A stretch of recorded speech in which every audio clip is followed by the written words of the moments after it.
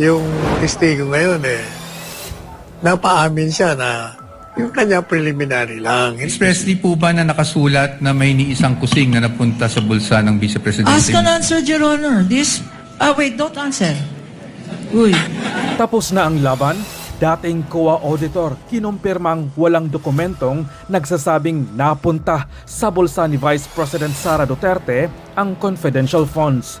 Nilinaw ng dating Commission on Audit Intelligence and Confidential Funds Audit Office or COA-ECPAO auditor na si Attorney Roderick Wamil na wala umanong record o dokumentong nagpapatunay na napunta sa personal na bulsa ni Vice President Sara Duterte ang confidential funds ng Office of the Vice President at Department of Education.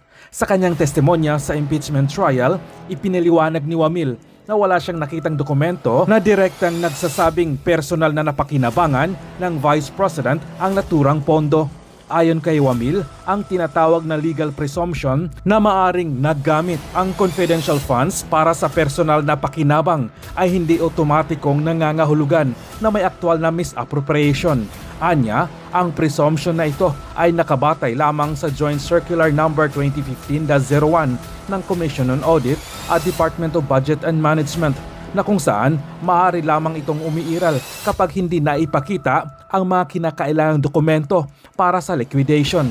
Binigyang diin din ni Wamil na ang naturang legal na presumption ay bahagi ng umiiral na audit rules na hindi direktang katibayan na ang pondo ay napunta sa personal na paggamit ng isang opisyal. Expressly po ba na nakasulat na may ni isang kusing na napunta sa bulsa ng Vice Presidente? Ask and answer, Your Honor. Wait, don't answer. Uy. That question, Your Honor, has been asked and answered. Yes, Sustained- ruling, Your Honor. Sustained counsel, I think where you're getting at, modify your question. You can get it. Okay. So, basically po, ang findings nyo ay preliminary lamang. Wala pong any conclusive finding pa as to any misappropriation. Yun lang po ang tanong ko. Ang sabi kasi sa circular, upon failure to liquidate, No, meron I ng am presumption. Your Honor, Ask the and witness answer, is not Your Honor. responding. No, He the already witness said. Asking if it's... The witness is not responsive. Kindly respond. I think the question is quite simple, Yun lang naman Mr. po. Wamil. Preliminary pa lang. So wala pang any conclusive finding as to any misappropriation. Yun na lang po. Para lang po masagot nyo na ng diretso. Hindi naman po kasi kailangang i-state doon sa findings. Again, Your Honor, non-responsive. Let the presiding officer be the one to do it, or try to do it. Kapag ka nag-issue po kayo ng AOM, Audit Observation Memorandum, failure to liquidate na po ba yun? O may mga observation pa lang kayo? Kailan masasabing may failure to liquidate na? Pag may notice of disallowance na, notice of suspension, o AOM pa lang? Nakalagay po kasi sa Joint Circular, Your Honor, under 8.3, failure to liquidate by the accountable officer upon due demand shall be a prima facie evidence. Opo, again, Mr. Wamila, yung pag-issue niyo po ba ng AOM, pasok na sa failure to liquidate upon due demand o hindi pa po? Hindi pa po sa AOM, Your Honor. Kasi wala pong due demand sa AOM. Yes po. At masasabi mo rin bang wala pang failure to liquidate? O meron na? Pag sa AOM po wala, pero pag sa NS po, since meron ng first issuance which is considered as demand, so meron na po sa NS. So, As per siya. AOM wala pa. Pag NS, meron ng demand at Opo. meron ng failure to liquidate. Opo, since sa AOM po, nire-require na silang i-justify and i-submit yung mga documents na hindi nila na-submit. Pero sa AOM, wala pa nga ganun. Yes po, Your Honor. Okay. Counsel, your witness. Thank you. And lastly, gusto ko lang to ma-clarify. Of course, the witness was a state auditor of the ICFAO. So, recommendatory lang po ang function ninyo. Hindi po kayo nagde-decide pagdating sa, lalong-lalo na pagdating sa notice of disallowance. Tama po ba? Yes po. It's the function of the Commission proper. Thank you. Thank you, Mr. Wamil, Attorney Wamil. I thank you for your patience. That is all for this witness, Your Honor. Thank unless you, there's anything else. counsel for respondent. Redirect, if any, counsel for the panel of prosecutors. Yes, Your Honor, with your permission. Counsel may proceed Few with her questions redirect. on the redirect. Mr. Witness. Kinalong sa'yo ng counsel for the respondent kung meron kang special training para mag-audit ng confidential funds. Kailangan ba ng special training para mag-audit ng confidential funds? No, ma'am. Hindi. Hindi po. Okay. At ang basehan mo, sinabi mo, when you answered is, ang basehan mo ay itong joint circular. Yes, ma'am. Okay. Now,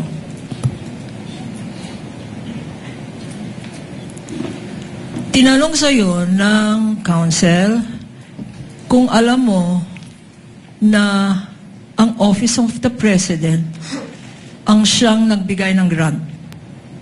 Can Tama? you repeat At your ang sagot mo? Oo. Can you repeat the question po? No, you answered on cross on the question of counsel for the respondent if you are aware that the grant was given to the Vice President by the President. Yes po. And you answered yes. Yes, ma'am. Okay. Pag binigay ba ng Presidente, like in this instance, ang confidential funds, wala nang obligasyon mag-liquidate ang Vice President ng paggamit niya sa confidential funds na yan. Meron po. Meron po pa siyang rin obligation to liquidate. obligasyon. Pag-grant ba ng Office of the President, exempted na ang Vice President na mag-submit ng Your mga Honors- dokumento. Your Honors, Counsel for respondent? that is leading. Redirect, Your Honor. This counsel opened Not the door. covered by cross, even, Your Honor. Yung Your Honor, exemption. counsel opened the door. Counsel opened the door to this line of questioning because he said, a grant was given by the President. Objection is overruled. Witness may answer if he knows. Kung alam mo, Mr. Wamil, pakisagot po yung tanong ni Attorney Kapunan. Can you repeat the question, ma'am? Ang grant ba ang grant ba ng confidential funds ng isang presidente to a vice president, this president in particular, to the vice president, does it exempt the vice president for accounting for the use of that confidential funds under your joint circular? No po. Okay. So, kailangan pa rin, sinasabi mo, na compliant. Mag-comply. Yes, opo, kailangan Hindi pa rin. lang ang Office of the President. Kung binigyan rin ng grant ang Department Secretary of Education, kailangan rin. Yes, ma'am. Bakit? Ano ba ang nature ng pondo na yan? Pera ba yan ng Presidente? Since ang confidential fund po ay public fund, so kailangan pong ma-properly account. So kailangan nilang i-liquidate properly and completely yung kanilang cash advances from the confidential fund. So, ang sinasabi mo, at nasa rationality ng joint circular. Section 1, public funds, public accountability, public officer. Tama? Opo. Okay, walang exemption. Hindi exempted si Sara Duterte para mag-account. Yes, ma'am. Sinabi rin,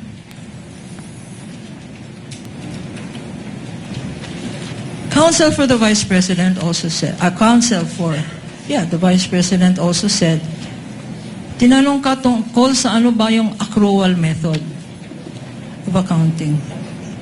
Pakiulit, ano yung accrual method? So under the accrual method po, the expenses is recorded upon incurrence and not upon payment po. Okay. Allowed ba itong accrual method of accounting sa pag-evaluate ng confidential funds? No, ma'am, kasi kailangan po talagang binayaran yung expenses po. Okay. So, hindi pwedeng accrual, parang lista. Opo, Tama? hindi po pwedeng lista. Hindi pwedeng lista-lista. Kung binayaran, dapat cash out. Yes, ma'am. Tama? At Opo. kung cash out, dapat may resibo. Tama? Yes, ma'am. Opo. So, hindi pwede ang accrual. Mr. Witness, okay, tinanong rin sa'yo, itong utilization of confidential funds. Nakalagay, utilization of confidential funds. Tinanong sa'yo ng counsel, hindi ba dapat confidential rin? Do not divulge information on the use of confidential funds. Tama ba ang interpretation ng counsel for the respondent? Hindi Your po. Honor, that was not my interpretation. I was merely asking based on the COA circular that he read, Your Honor. Okay. Just that. Just on that matter. Okay, Noted, based- witness may answer. Can you repeat the question, ma'am? Ang tanong, okay, sabi ng counsel, confidential funds yan. Bawal ang mag-reveal ng confidential information, citing certain provision in the revised penal code, certain guidelines, which you haven't seen. Pag confidential funds ba, lahat ng information na hinihingi sa inyo, kagaya ng sang ginastos, yung milyon-milyon na yan sa medicine, oy, bawal yan, confidential yan. Pwede ba yun, Mr. Witness? Hindi po. Since ang confidential fund po ay public fund, so dapat po ay properly accounted po ito. And since ang involved po ay confidential fund, so it must follow the strict accounting and auditing guidelines po to prevent misuse. Confidential ba yung, uy, bawal mo sabihin, sang grocery binili. As an Yung answered, Your pagkain Honor. na yan. As an answered. Asked and answered. Food, Your Honor. And As all an the answer, items Your there. Lahat ng items na sinabi natin, food, medicine, As an transport. answered, Your Honor. I asked for a ruling. Your Honor, please, I only asked for the medicine. I know I'm itemizing because Asked and answered previously, counsel. Counsel for respondent is correct. Okay. Kindly move on to the next point. now, sinabi sa'yo na dapat, since this is accountable, strict, sinabi mo na ang pagka-interpret ng joint circular na yan, nandito sa dapat strict, no? Yes, ma'am. Because public funds ito. Opo. Pag sinabi bang strict interpretation, and I will quote, strict accounting, the utilization of such funds is generally confidential and classified by nature, which requires not only strong internal controls. Tama? Yes, ma'am. Nakita ba natin sa mga dokumento na sinubmit ng Presidente, ng Vice President at ng Secretary of DepEd, nakita ba natin yung mga internal controls? Hindi po. Your Bakit? Kasi since Honor, may mga... the witness is incompetent to answer because he only based his audit on the documents provided. He has no knowledge on the internal controls of the Department of Education or the Office of Vice President, Your Honor. Your Honor, internal If the witness controls. knows based on his observation of the documents submitted to him, only insofar as that is concerned, Mr. Wamel, you may answer. Since based on the documents po, may mga deficiencies pa rin po na noted. So, it can be inferred na hindi strong yung kanilang internal control. Okay. Ano mga deficiencies na na-notice mo? Yung kanilang mga documents, some of the documents ay hindi compliant dun sa requirements ng Joint Circular 2015-01. Acknowledgement receipts na walang Management dates? receipts, yes po, walang date. Yung iba nakadate ng 2023 even if the period covered ay 2022. Liquidating documents para sa submitted 2023 para sa period 2022. May internal control ba yan? Actually, yung nasubmit naman po nila on time yung kanilang liquidation report. Mga acknowledgement receipts na walang signatures. Yes, ma'am. Opo. Internal control ba yun? That should have been prevented by strong internal control po. Nakalagay rin dito, in this section. Strict auditing rules to prevent mishandling and improper application of the funds. So, sinabi mo na dapat strict ang compliance. Ikaw pa, as a state auditor, meron ka bang discretion sa pag-apply ng rules na to? Can you repeat the question po? Okay. You said that the basis for your evaluation are the express provisions of these rules. Yes, ma'am. Do you exercise any discretion? We exercise po professional judgments. Kailangan po namin i-evaluate if yung documents ay compliant dun sa requirements. Okay. Professional judgment. Yes, ma'am. But is this judgment based on personal opinion? Hindi po. Is this judgment based on, ayoko yung mukha nitong officer na to? Bias. Is it based on Hindi po. bias? Hindi What po. is it based on? Your professional judgment is based on what? Professional judgment is based on the experience and the applicable laws, rules, and regulations po. Okay. Council also mentioned 3.9, which is confidential expenses. I don't think I mentioned that, Your Honor. Okay. Then I will mention it. Not subject of the cross, Your Honor. Are you referring to the JMC Council? Your Honor, please, accounting, this council asked on how confidential expenses or funds are being accounted for. This is germane to the questions on cross. No, my question, Council, is what 3.9 are you referring to? 3.9 of what? 3.9 of the joint circular, Your Honor. Is there one? It's a confidential expenses, which says it refers to those expenses pertaining related to surveillance activities, etc., Your Honor. Your Honor. On page 3. Beyond the scope of the cross, Your Honor. Your Honor, please. He opened the door. He I says did- what door did I confidential open? funds. He says confidential funds do not disclose information. Your Honor, please, we have to put a limit to at least, apply what is in the rules of court suppletorily, Your Honor. Subject to the discretion of the court, the redirect and cover matters not covered by the cross. The same is true with your cross counsel later on. We submit, Your Honor. It's- Counsel may proceed with her question. Witness may answer. Okay. In confidential expenses 3.9, nakalagay dito, in your evaluation of confidential or liquidation of confidential funds or confidential expenses, nakalagay dito, are intended to support the mandate or operations of the agency, Mr. Witness. Yes, ma'am. Okay, nasa mandato ba ng Office ng Vice President ang magkaroon ng confidential funds? Calls for an opinion, Your Honor, that the witness is not qualified to answer. It's competent, Your Honor. He knows what are allowed, for an what are opinion, not Your allowed. Honor. Witness is not an expert in the Objection mandate. sustained. Witness is not competent to answer whether or not it is part of the OVP's function, much less a DepEd, to have confidential funds. That he did not see any confidential funds when he was with COA ICFAO does not mean that it is allowed or not allowed. Kindly move on to your next point, Counsel.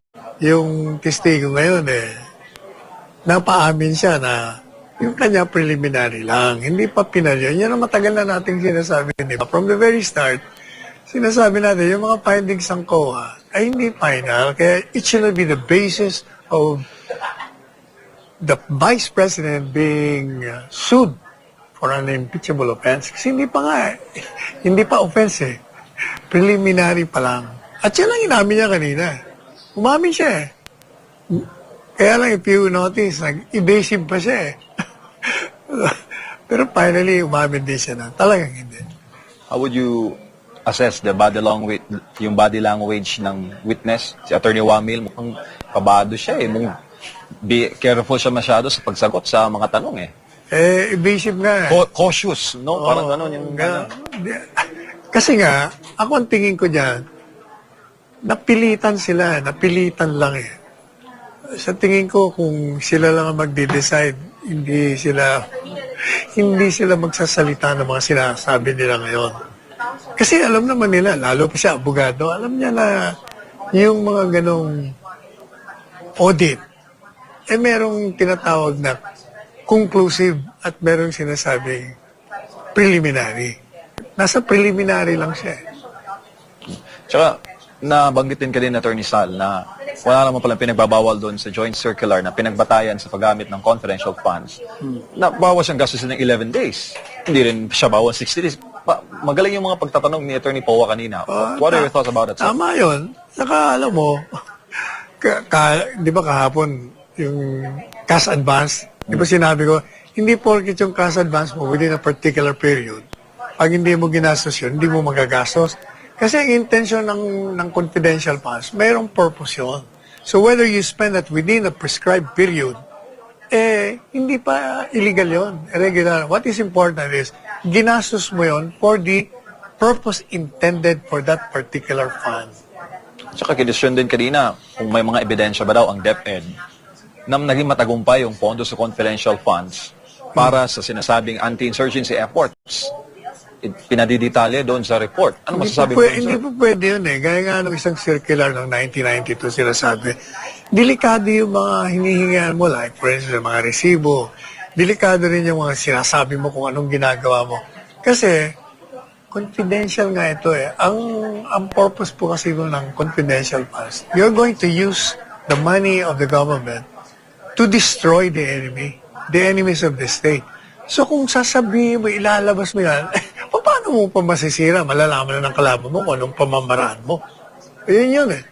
Sir, ipasasampi na daw ng prosecution si Mary Grace Piatos. Alam natin, Mary Grace Piatos, na unang sinabi ng retired military officers na totoong alias lang yun, pseudonym lang yun, para ikubli ang tunay na identity ng espiya o asset na binayaran ng OVP to get information. Ngayon, ipasasampi na daw po nila. Anong masasabi mo doon, sir? Ipalilitaw nila dito sa Senate Impeachment Court. Ibig sabihin, yung kabila, magpapalabas ng isang fake na piatos. Fake na nga yung talagang taong yon, gagawa sila ng fake para kunyari yun ang totoo. Sir, Gawa-gawa lang lahat yan. Attorney, patuloy ang panawagan ng prosecution na mag-appear daw ng personal si VP Sara para personal daw na sagutin yung katanungan po ng prosecution. Ano pong masasabi mo doon, Attorney Sal? Paano naman mapapaatin mo yun? Ngayon lang nga, yung Article 4, hindi nila naprubahan. Yung Article 1, crumbling na naman. Gumuguho na. Anong reason para humarap? Maliban pa sa hindi siya kailangan, hindi requirement. Kaya nga pinagpapalagay na inosente. Ikaw nag-aakusa, di prubahan mo. Sir, ano po ang mensahe niyo sa taong bayan? Day 12 na po tayo ng impeachment at ito ba ay nakakatulong sa pagresolba sa problema ng taong bayan? Kagutuman, ekonomiya, krimen, korupsyon at illegal na droga. Hindi, nakakatulong sa paninira kay BP Sara.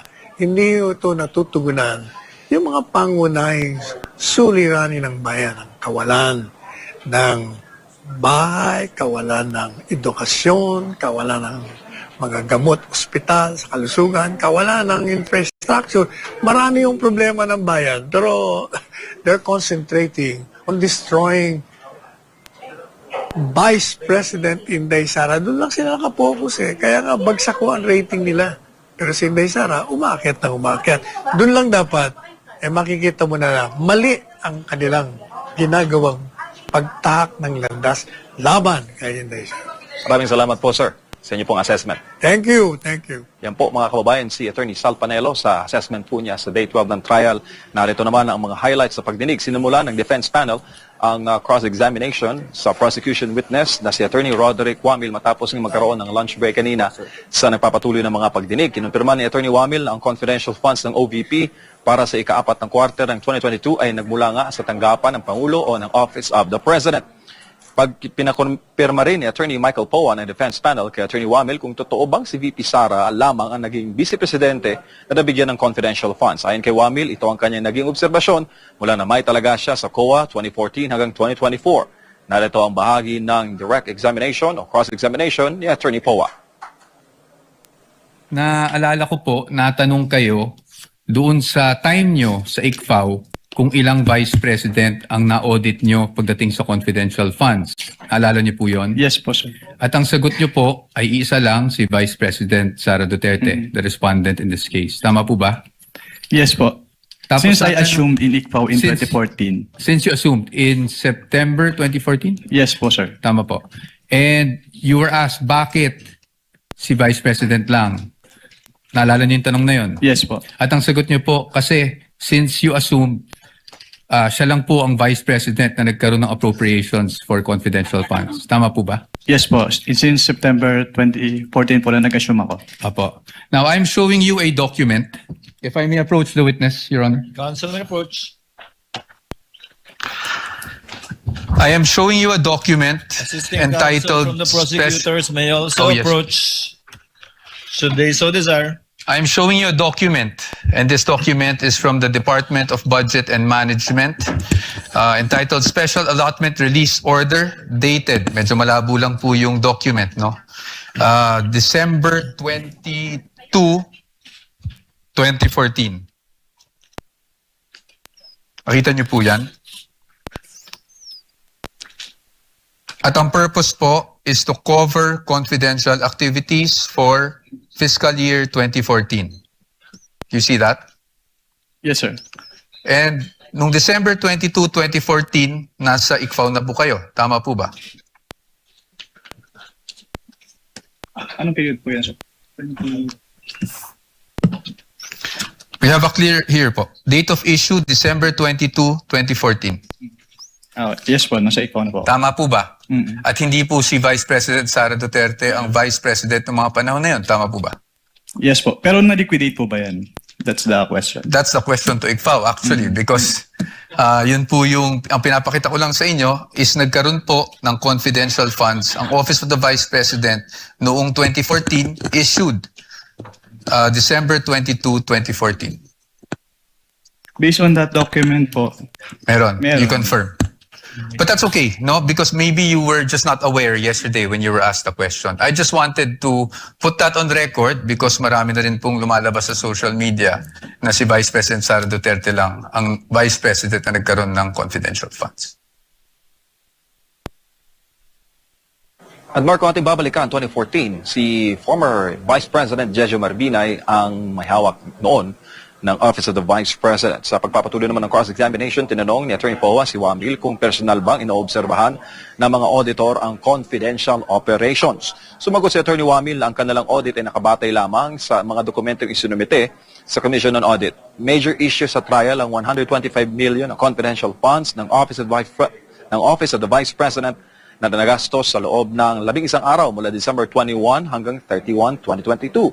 May mali nga ba rito? Balikan natin ang nangyari sa trial.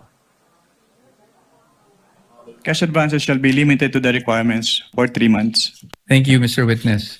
So tama po bang pagkakaintindi ko na para sa cash advance at any one time, ang maximum na pwede mo lang ma-cash advance ay yung requirements mo para sa 3 buwan ng confidential operations. Tama Based po ba? on this provision po, yes. Tama po. At 3 buwan po is equivalent to 1/4 of a year. Tama po ba?